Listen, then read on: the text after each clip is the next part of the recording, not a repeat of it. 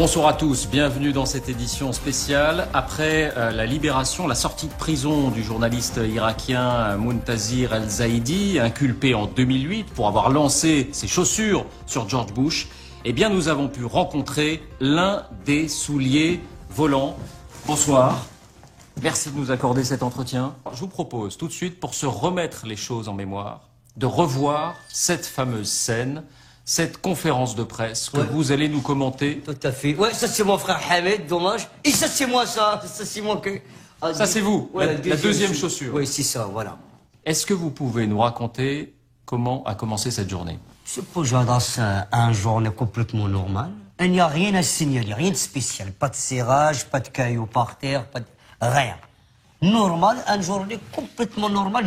J'étais loin de se douter de ce qui allait se passer. Hein. Que se passe-t-il quand vous entrez? J'imagine qu'à ce moment-là, vous retrouvez des amis, des camarades. Oui, comme l'habitude, oui, des copains de babouche, à qui je plaque la bise, des copains mocassins qui viennent d'étaler pour faire la conférence de presse, des baskets de Minnesota, qui sont là, des Converse, je me rappelle très bien. Et à ce moment-là, est-ce que vous voyez George Bush? Dans un premier temps, pas du tout. Rien. Et d'un coup, on entend rentrer des Santiago. Et là, on sait très bien que les Santiago, c'est le chétan qui rentre. Le chétan, c'est le chétan.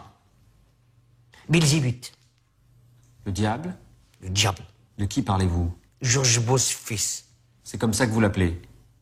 On l'appelle Belzébuth, le chétan, Lucifer, ou encore la mauvaise passe ou la saloperie. Quelle était l'ambiance autour de vous? Il y avait beaucoup de journalistes, chacun avec une paire de chaussures, comme vous. Bah, je sens de l'agitation, je sens de l'animosité, je vois pas ce qui se passe. Et puis, là, je sens Montassir qui est thermolacé, d'un seul coup, comme ça.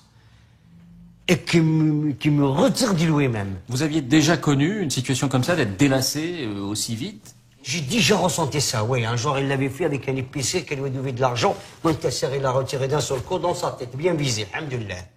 Vous l'aviez touché? Ah ouais. Jamais je rate ma cible. Je ne sais pas ce qui s'est passé ce jour-là, mais là, je vois là, George Bush, le sol, George Bush, le sol, George Bush, le sol, George Bush, le sol, le sol. Donc on peut dire que vous avez côtoyé George Bush. Oui. Qu'est-ce que vous pouvez nous dire de lui? Je sens très très bon. Et bon, c'est vrai que il a une esquive extraordinaire. Il esquive comme un boxeur, ça c'est vrai. Oui. Il a un jeu de coups quand même assez capitaliste. Il a des bons réflexes. Ouais. Qu'est-ce qui a changé dans votre vie? Disons que la différence entre aujourd'hui et hier, c'est la jalousie. La jalousie? Une jalousie internationale. Des autres chaussures? Oui. Comment s'est-elle manifestée? Dans le placard de Montassir, il y a des chausseurs qui n'ont pas apprécié ce genre de choses. Est-ce qu'il y a eu un incident en particulier qui vous revient en mémoire? Un jour, je dors comme ça, et je sens mon lacet, quelqu'un qui étire mon lacet.